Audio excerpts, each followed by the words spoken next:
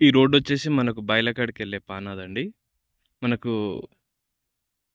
Double రోడ్‌కొచ్చేసి ఒక 400 మీటర్లు ఉంటుందండి. 300 మీటర్లు, 400 మీటర్లు ఉంటుంది. విలేజ్ గూడా పక్కనే ఉంటుంది. మనకు సైట్‌కు దారొచ్చేసి ఇక్కడుంటుందండి. మనకు 18 ఫీట్ దారండి ఇది. కాల్వ రోడ్ అంటారిది. కొంచెం ముందుకెళ్తే మనకు సైట్ ఉంటుందక్కడ. బ్లూ కలర్ కనీలకు కలరేసున్నదండి.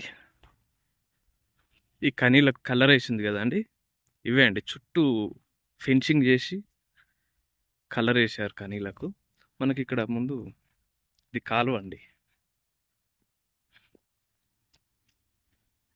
ఇది కాలువ. ఈ రోడొచ్చేసి మనకు కాలువ రోడ్డు. ఆల్మోస్ట్ 18, 20 ఫీట్ రోడ్ ఉంటుందండి ఇది. మనకు ఇది సైట్ అండి ముందు. ఈ చుట్టూ ఫెన్సింగ్ జేసి ఉన్నది గదండీ! ఆ కనీలకు కలరేసింది. చుట్టూ ఉంటాయండి. ప్యూర్ రెడ్ సాయిల్ అండి. కాకపోతే కొంచెం దున్నలేదు. విలేజ్‌కి గూడా చాలా దగ్గర ఉంటుందండి. అంత 200 మీటర్లే ఉంటుంది మనకు. జనగాంకొచ్చేసి ఒక 16 కిలోమీటర్లు ఉంటుంది. మండల్ టౌన్‌కి ఒక 8 కిలోమీటర్స్ దూరంలో ఉంటుందండి. విలేజ్‌కి ఆల్మోస్ట్ ఆనుకునే ఉంటుంది దగ్గర.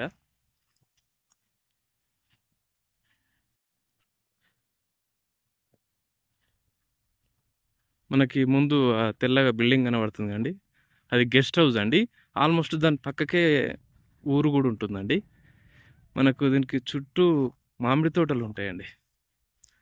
కొంచెం అటు ముందుకు పోతే మనకు మామిడి తోట ఉంటుంది. మనకు ఇటు సైడ్ గూడా ముందు అక్కడ గూడా మనకు మామిడి తోటలే ఉంటాయండి. ఇక్కడ గెస్ట్ హౌస్‌లు, మామిడి తోటలు చాలా బాగుంటాయండి. మనకి ఇటు నుంచెల్లి చూస్తే అటు కొంచెం ముందుకు పోతే ఇండ్లు కనబడతాయండి. ఆ తెల్ల వైట్ కనబడేటియన్నీ ఇండ్లేనండి. అంతొక 200 మీటర్ దూరంలో ఉంటాయి. చుట్టూ ఫెన్సింగ్ చేసి మంచిగా కనీలకు కలర్ వేసి ఉందండి. ప్యూర్ రెడ్ సాయిల్ 4 మూలలు బాగుంటుందండి. ఏదైనా తోటకు, గెస్ట్ హౌస్‌కు చాలా బాగా ఉంటుందండి. తోటలకు అనుకూలమైన ల్యాండ్ అండి. ఇక్కడ మనకు ఇటు సైడ్ ఒక రిజర్వేయర్ ఉంటుందండి. ఇటు ముందుకు ఇటు సైడ్ కూడా ఒక రిజర్వేయర్ ఉంటుంది. గ్రౌండ్ వాటర్ కూడా చాలా ఫుల్గా ఉంటాయండి. ఇక్కడ చుట్టూ పొలాలు, మామిడి తోటలు, సైడ్ చాలా బాగుంటుందండి.